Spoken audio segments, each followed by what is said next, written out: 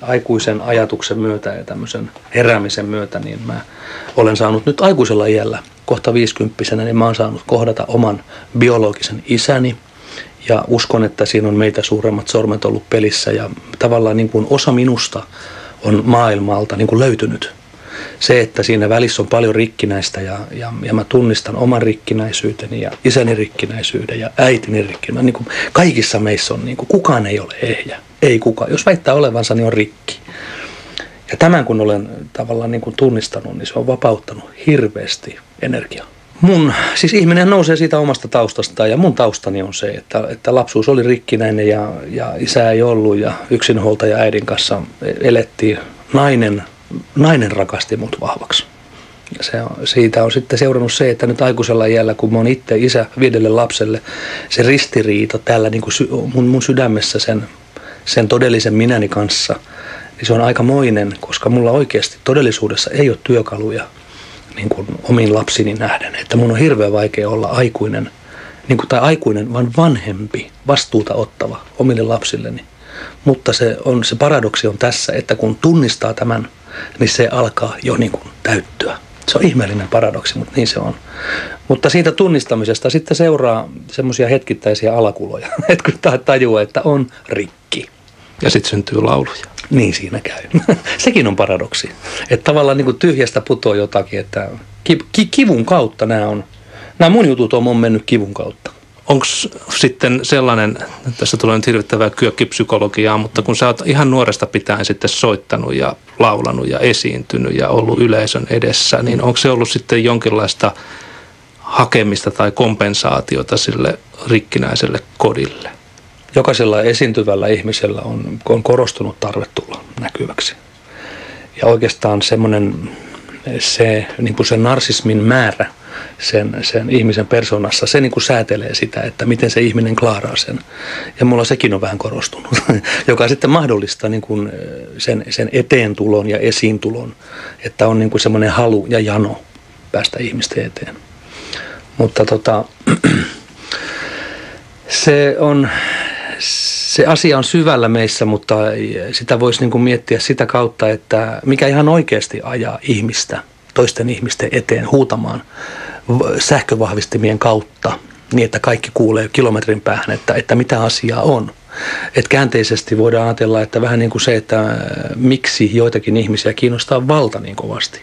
Että miksi joillakin poliitikoilla tai bisnesmiehillä, mikä vallassa on semmoista, joka tekee siitä ihmisestä näkyvän? Mitä se täyttää siinä? Kun mä tiedän, tai luulen ymmärtäväni, että tämä mun lapsuuden hylkäämisen kokemus on se, jota mä täytän koko elämäni ja haen jollakin tavalla ihmisten edestä lupaa ja hyväksyntää saada olla tässä. Siksi oli valtavan iso asia. Se oli niin iso asia, että mä oon sitä nyt tässä 2 vuotta niellyt. Mä näin biologisen isäni 2 vuotta sitten ja se, että hän tulee tanssilavan takahuoneeseen. Tanssilavan takahuoneeseen, no sitten muutama vuosi aikaa. Hän tulee sinne ja hän on mulle vieras ihminen. Mutta hän on niin kuin hirveän tutun näköinen ja hän liikkuu tutulla tavalla ja kädet käy ja hän on kauhean tuttu mies, vaikka on ventovieras. Ja siellä tanssilavan takahuoneessa, kun meillä oli varttiaikaa, tauko, hän tuli sanomaan sinne mulle, 45 vuotta oli meidän välissä, että voitko antaa anteeksi. Ja sen hetken jälkeen on niin kuin tapahtunut tosi hienoja juttuja, että ei niin, että me istutaan niin kuin hänen kanssa saunanlauteilla, vaan niin, että kumpikin on kohdannut oman pettymyksensä. Se on ollut tosi, tosi iso asia.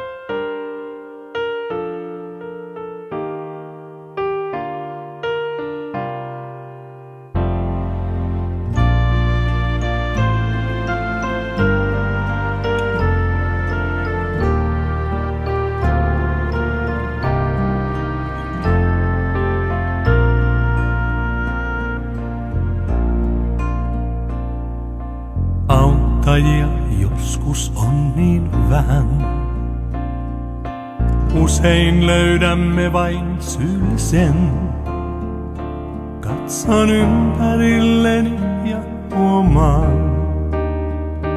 Tämän pettymyksen tuntee jokainen. Kun kerran tulee yksin jätetyksi.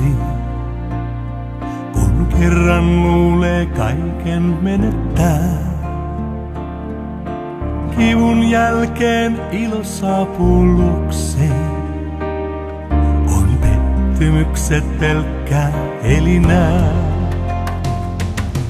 Pettymys on lahja luojaltamme, se vaikka joskus paljon satuttaa. On kyyneleissä kipu ihallamme, niissä pettymyksen lahja aukeaa.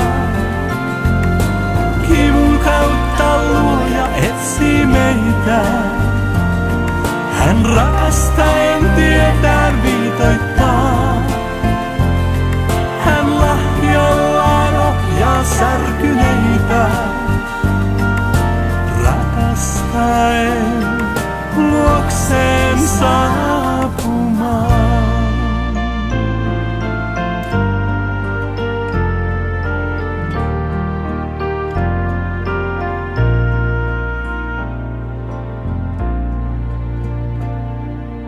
Kuinka monta kertaa petetyksi täällä voikaan tulla ihminen, että luottaa jaksaa huomiseen ja uuteen päivään nousta iloiten. Tahdon hukuttaa tämän pettymyksen ennen kuin se minut hukuttaa. Kivun jälkeen ilo saapuu luokseen, kuin ei pois koskaan olisi ollutkaan. Pettymys on lahja luojaltamme, se vaikka joskus paljon satuttaa.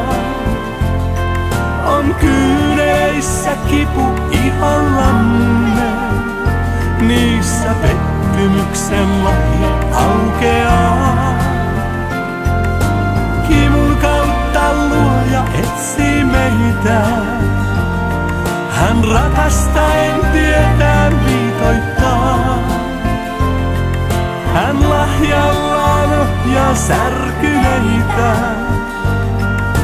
rakastaen valo ihanaa.